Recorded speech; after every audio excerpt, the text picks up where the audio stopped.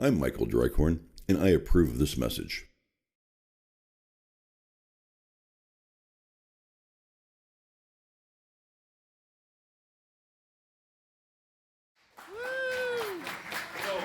Before I get started, I want to make sure that everybody understands that, I wouldn't be doing this if I didn't have the full support of my wife, Darlene. And everybody say hi to my wife, Darlene.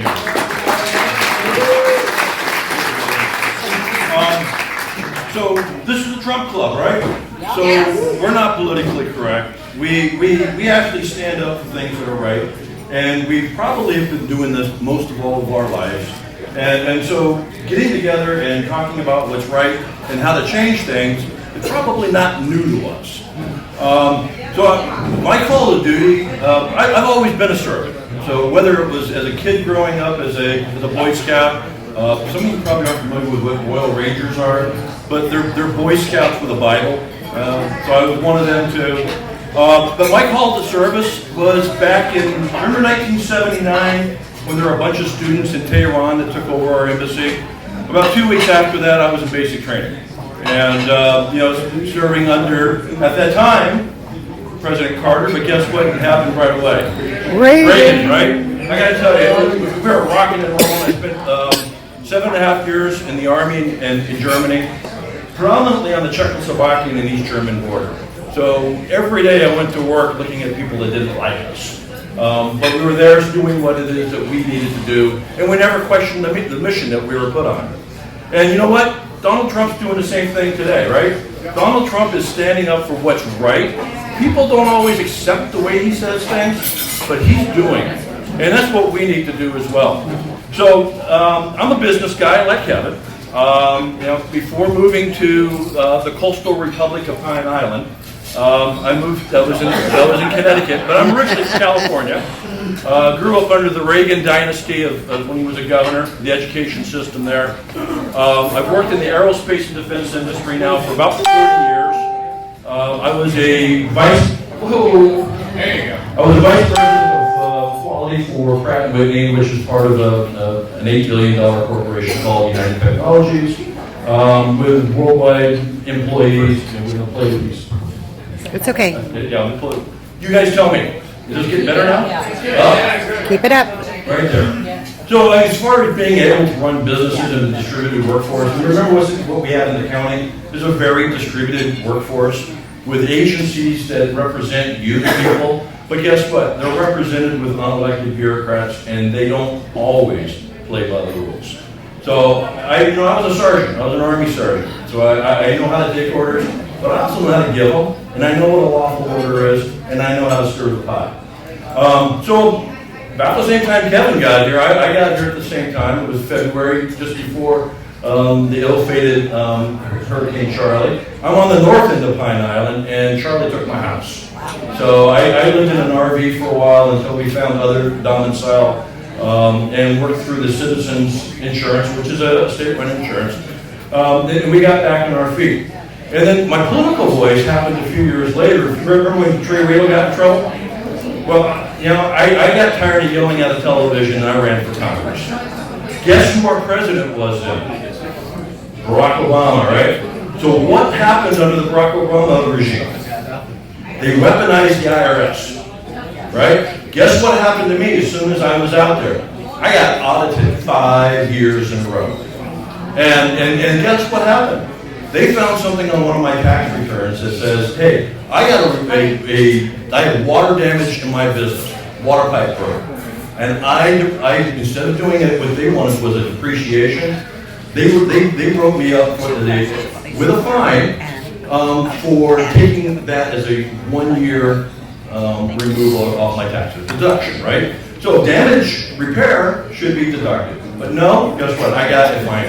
Now, interestingly enough, somebody today sent an email out to about 4,000 of you flaunting that fact. So now, why did they come after me? Well, guess what? I was the Tea Party candidate. I had the endorsement of the Tea Party. And so sometimes things happen to good people. And so that is my skeleton in the closet, people, and I have no others. So I'm looking forward to a open kimono race.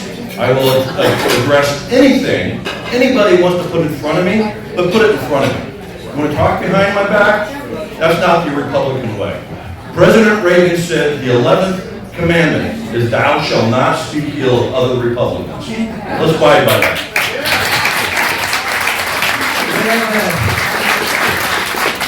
These guys are standing by their 5 minutes each. They're doing great.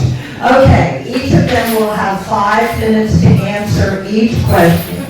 We will start with Michael because he was last, and then we'll go to Kevin, and then Kevin, you'll be first, and we'll go back and forth and back and forth. Just make sure I keep it right. Okay, first question for both of you. It's the same question. What is the most important thing you wish to accomplish when you take office and the steps to accomplish it? Michael? Wow. I mean, that's a tough one, right? So we all live and breathe by the water quality of our community. So I think both of us are probably going to respond on water quality. But one of the other challenges that we have in Lee County right now is our growth rate. We are approximately 760,000 residents today in Lee County. At a growth rate of about 3.6%, we will be at 1 million people in 2029. So that's not that far away. And if you think traffic is already a bear now, wait till you have another 400,000 cars on the road in about 9 years.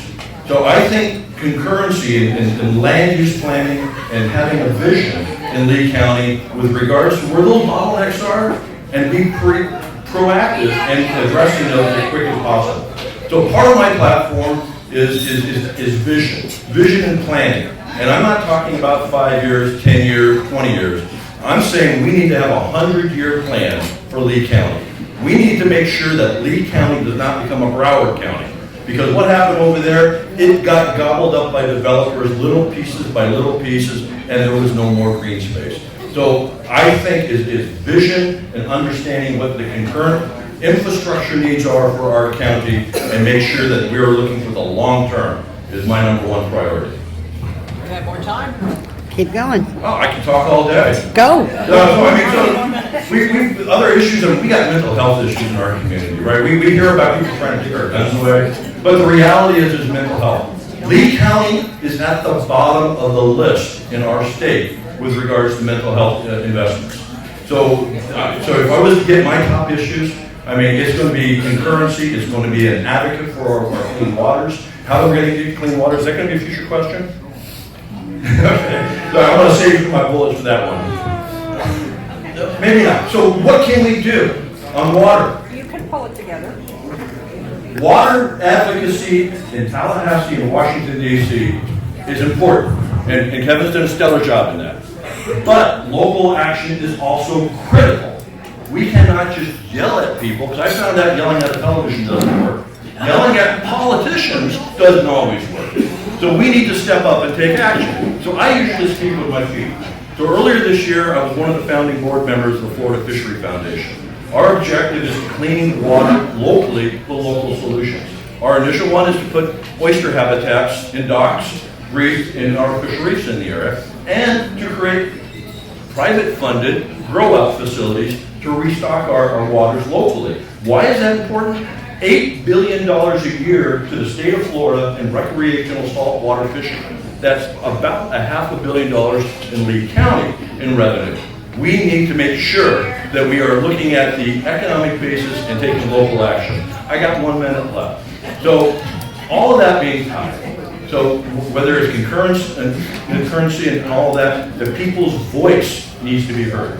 And in that land use, currently we are challenged by getting the people's voice heard in land use. So Kathy said we're not ready to talk about some of these issues in detail. I am. I have been before the zoning examiner, and I know the challenges that the people are facing. Thank you. Thank you. Thank you, Michael. Okay.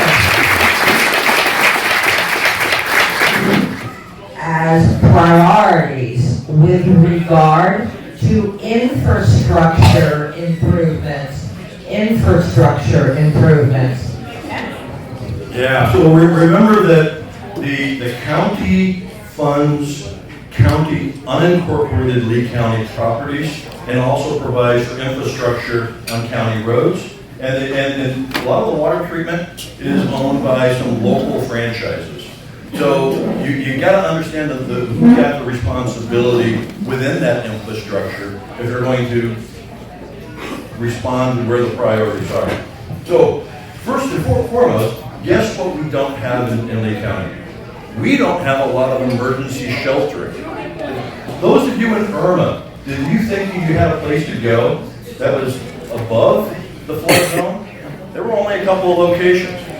We need to make sure that we've got the infrastructure, because everybody that's on the north side of the river has zero sheltering. So we need to make sure that everybody on both sides of the river do. We also need to understand that we're not growing in isolation. There is a Charlotte County and Collier County and Lockley Road. Huge infrastructure development going on that down right adjacent to Bonita Springs and Estero. We need to understand the connectivity of that, because that is their hotspot for development, which means it's going to be our hotspot for development as well. And we need to make sure that we have infrastructure for evacuation for all of that. So those would be some of my highest priorities. We cannot forget those people in Alva, Buckingham, Lehigh Acres. They're always forgotten when it comes to advocacy on infrastructure. Guess what? Their response times in Lehigh Acres right now is off the charts. It's not safe when you go out to the northeast part of the county there. So we need to make sure that we as a county are stepping up in all areas fairly, but also make sure that we are doing it in a way that all of our citizens are protected. And so again, it goes back to the 100-year plan that I talked about. We need to think about where all of this is going to go, what we're going to look like 100 years from now, when our great-grandchildren are having kids. So and so we need to have vision for that. And it can't be dictated by the dollar spent today. It needs to be visionary. So there we go. Okay. Thank you. Okay, Michael, your answer. What do you see any waste in the county budget, and how would you address it? Sure. So, short answer is yes. There's quite a bit of waste. But first, let me talk about what I've been doing for the last 6 years as a commissioner on the Matlacha Fire Control District. We'd already, by the time I got there, we'd already failed 2 of our financial audits. The third one, you get decertified by the state. And for Pine Island, that would have meant that we would essentially either have the county take us over, or Cape Coral would have taken over the island's fire infrastructure. If you know the independence of that island, that wasn't an option. So in that regard, we looked at every penny we had coming in. We looked at the very outdated equipment that we had. And we figured out very pragmatic ways of making the business happen. And luckily, thank God that our recession had ended and our ad valorem was increasing. So we were able to, without significant, actually we didn't increase our ad valorem rate at all for the first few years. But what we were able to do is as the property values increased, I believe Sanibel's increased almost $500 million in the last year from property value. But as those property values go up, we're able to get more revenue without really taking money out of people's pockets. So we were able to make that district healthy. But what we also did is we said, hey, we are having a problem by not being able to be responsive. Some of our response times to parts of our district were like 12, 14 minutes. If your house is on fire, you don't have 12, 14 minutes. So we asked the people if they would increase the millage a little bit. And it was a request. The people came back and said yes. The money stays on the island, it was important to them, they wanted it. They now have new fire trucks and they have new fire stations. Everything they wanted. Same thing in our water district. I'm on the board of directors of our water district, which is a citizen-based utility. Now again, so our fire department's about $11 million. Our water district is around $14 million. We don't have any debt. Right? We essentially pay as we go. We make sure that we have a balanced budget every year. Then we'll link it to the county. So those organizations are small enough that we were able to manage them. Manage them by hands-on leadership and just making sure that you returning every dime twice before you spend it. The county is huge, and you can't apply the same scale to something like we've got $3 billion almost of money coming in through the county. And you have all these distributed organizations. If you can't measure it, you can't manage it. We do not have a management system in Lee County today that monitors the business processes of the county. So last 40 years, big part of that, I'm quality organizations, quality assurance, making sure that the big infrastructures, companies like United Technologies, $8 billion. How do we know we're doing well? Well, we have a fiduciary responsibility to the shareholders and companies. We have a fiduciary responsibility to the taxpayers here. I would advocate that we need to make sure that we have a management system. Those that are familiar with like an ISO 9000 management system, it may sound a little abstract, but let me tell you what, it provides transparency in the business process. How long is that permit taking? How many people touched it? Why do we have turnbacks in various zoning hearings? And guess what? All the money that the sheriff gets for his budget comes from the county commission. Does the county commission monitor the county sheriff's budget? Annually. So there needs to be transparency and responsibility in all agencies at all times. So I would take the clerk of courts and I would utilize their office as the internal auditor of the county. And that clerk of courts, they've already got the capability, they've already got the charter to manage the infrastructure and transparency and auditing. Expand upon that role. Have Ms. Doggett give the county commission monthly measurement feedbacks of how we are doing and how we're meeting the needs of the community. And we are doing it efficiently. Because right now I don't think we are doing it efficiently. And frankly, we don't have the measurement enough. Do you feel the 2020 conservation funds are important, and are you committed to continuing the program? So, not a debate this evening, but I do want to respond back to the previous question. Regarding the numbers I say, I just read them out of budget plans, and I was reflecting on the plan that's on the website, the 2018 budget, Sanibel. Whether I'm correct or not on the numbers, irrelevant, but the reality is that we are growing as a community. We are worth more today than we were last year, and that will continue. Inflation, God bless President Trump, we are in a great economy. That all being said, MTSU funds are collected from unincorporated Lee County. They have been in a surplus in Lee County, and the general fund with regard to Lee County has not. So the money has been taken from the MSTU budgets and brought over into the other funding in the county for the last few years. So they have not raised any of our taxes, but they've been taking it from the unincorporated areas and not reinvesting as the taxpayers have been paying into. Now, with regard to 2020, the voters have spoken on this more than once. The voters have gone to the polls and said it is an important thing for Lee County. And because the voters have done that, I am an advocate. So I don't like spending money that shouldn't be spent, but guess what?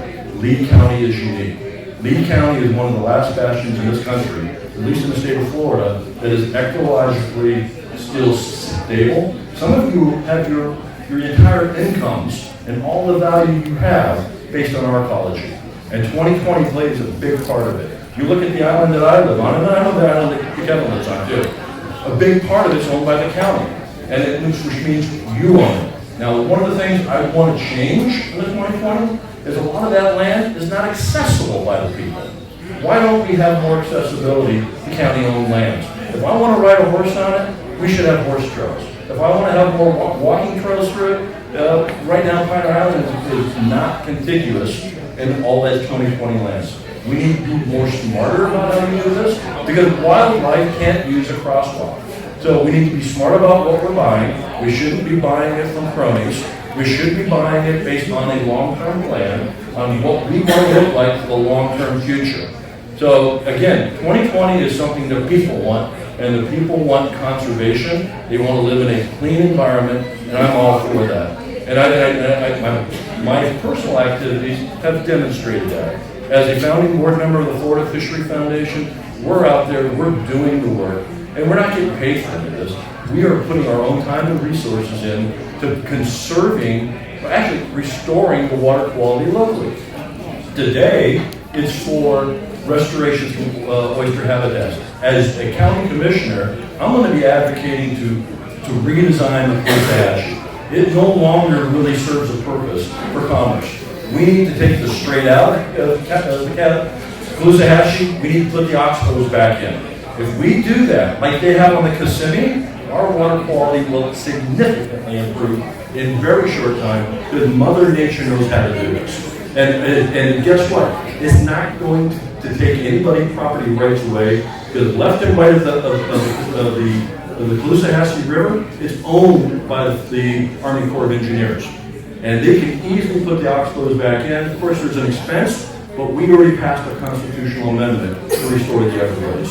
That is one way we should be doing it. So, very comprehensive, thinking locally, and taking action at all locations, and making sure that our 2020 plans are looking in the long range with connectivity. As long as you promise to obey our Constitution, defend our Constitution, and work tirelessly for the re-election of Donald Trump, I am unconditionally going to be supporting you. We collectively, as a society, Lee County, we have the ability to demonstrate how to make things happen and how to get the people's voice engaged in that. So again, in summary, we have a lot of opportunity in Lee County. We need to have long-range vision. My background, educationally, I have a Bachelor's of Science from Embry-Riddle Aeronautical University, professional aeronautics. I have a Master's from Friends University, a small Quaker university out of Kansas in management. I have a doctorate from George Washington University in Human Resource and Organizational Development.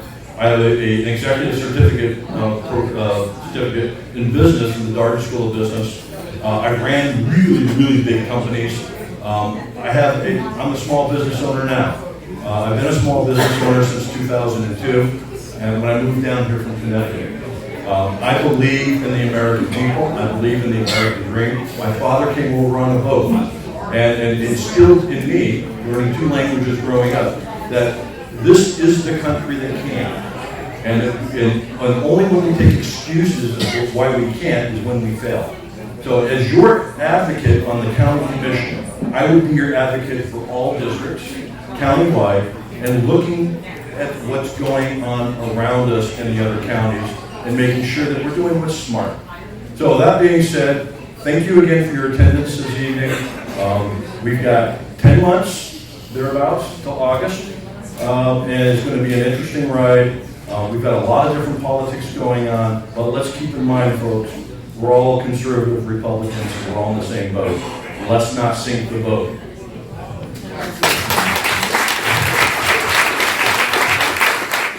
I'm Michael Dreikorn, and I approve of this message.